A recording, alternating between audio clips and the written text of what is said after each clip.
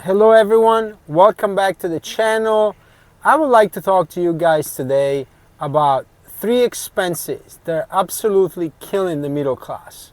And these are costs that have always existed even 10, 20 or 30 years ago, but that in the recent years, I believe in the last 4 to 5 years, especially after the pandemic, have gotten so much bigger, have been growing so fast, that have absolutely become a big problem for middle class people. And the first one of these is the cost for kids sports. I feel this is a cost that has skyrocketed in the last 4 or 5 years, and it's always existed. Even 10, 20 or 30 years ago, people were sending their kids to basketball, to soccer, to softball, and all that.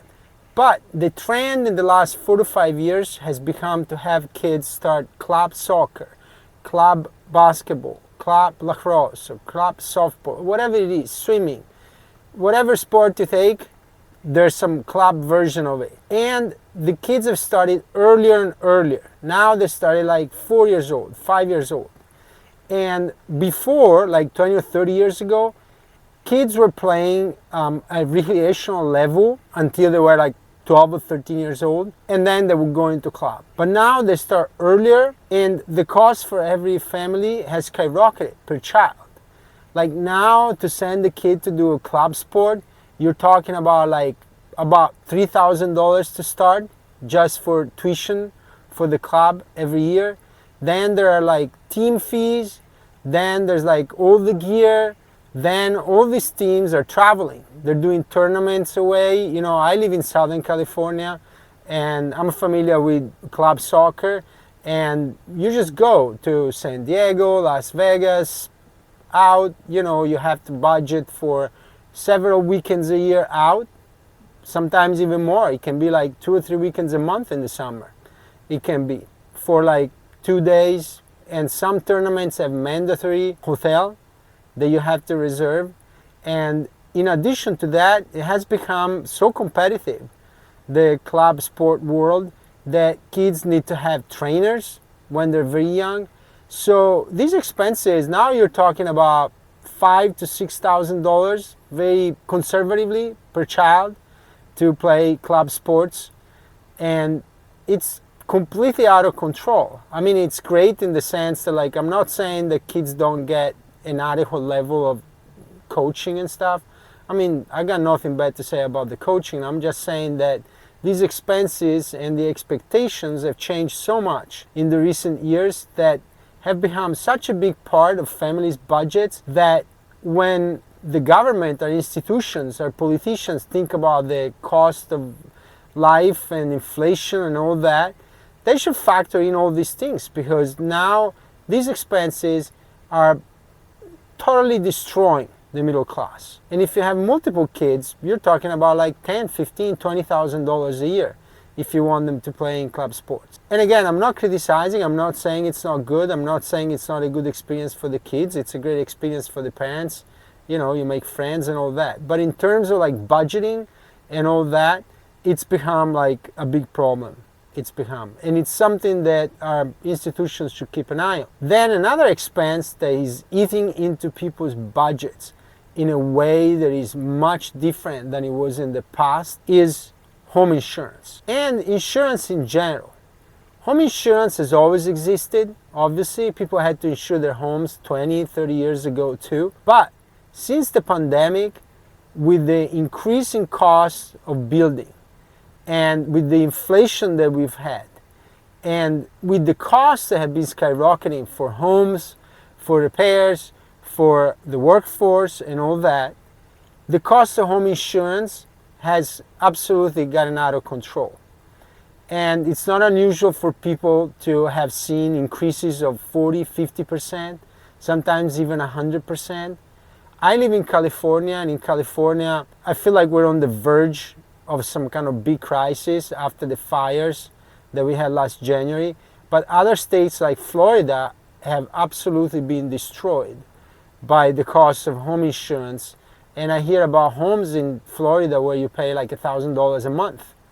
And so this again is another cost that has always existed, but it's eating into the family's budgets in a way that is much higher now, in a way that is much more problematic for people's budgets. These are expenses that I feel like are not factored in correctly by the government in determining what really is the cost that families are shouldering in this modern society. Then a third cost is real estate taxes. Again, these two have always existed, right? People were paying real estate taxes like 30 years ago, 40 years ago.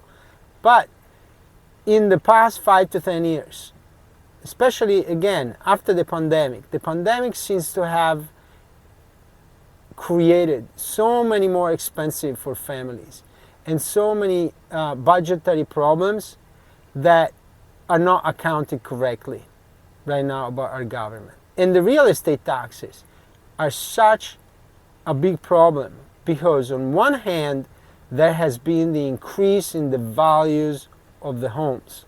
And so even if you pay the same percentage, but in those states that they can change the value on which you're assessed freely every year.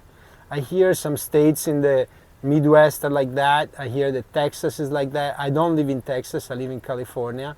But I hear that in Texas, real estate taxes are really out of control because between the fact that the millage, so the percentage that you pay per $1,000 of value, can be increased, and also because of the fact that there's no limit on the increase of the assessed value. So if the home prices go up, then the real estate taxes go up.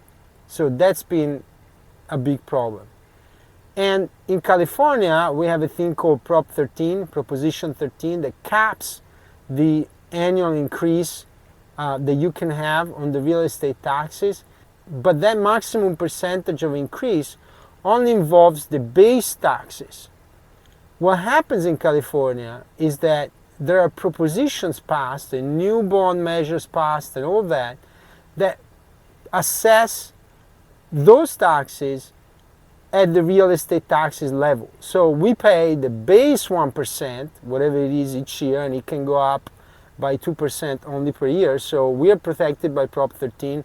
I bought my home about 11 years ago, and you're protected. It can only go up 2%, but that's only the base rate.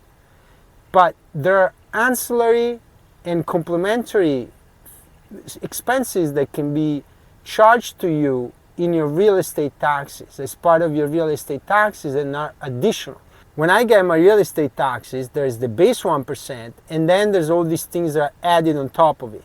Like things like, and some expenses were already there when I got my house, like for the fire department and the ER and like all these things, and they all seem like very meritorious things.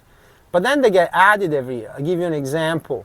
Recently there was in the city where I live, there was a bond measure for school bonds. And so an additional, I believe is $500 or $600 was charged for a school bond measure, and it gets paid in 2 installments as part of the real estate taxes. So even in California, between the 2% increase and all these extra things that get added on top of your base percentage of real estate taxes, it's absolutely out of control.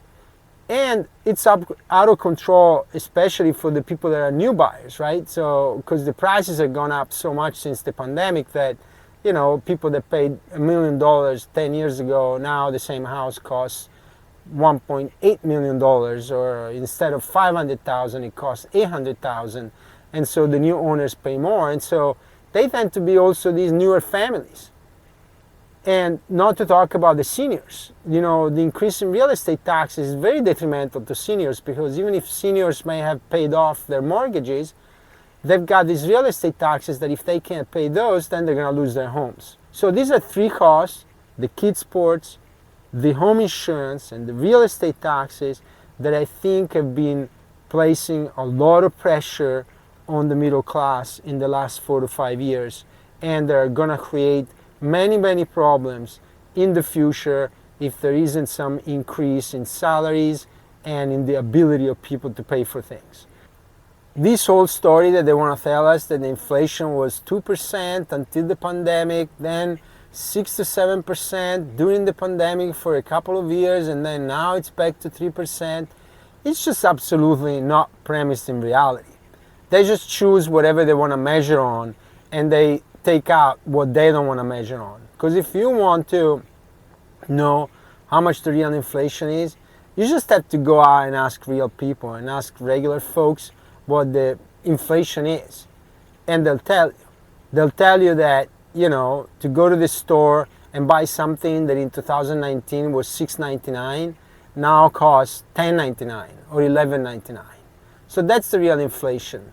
You know, we're talking about like 40-50% in the last 4 to 5 years. So I hope you enjoyed this video.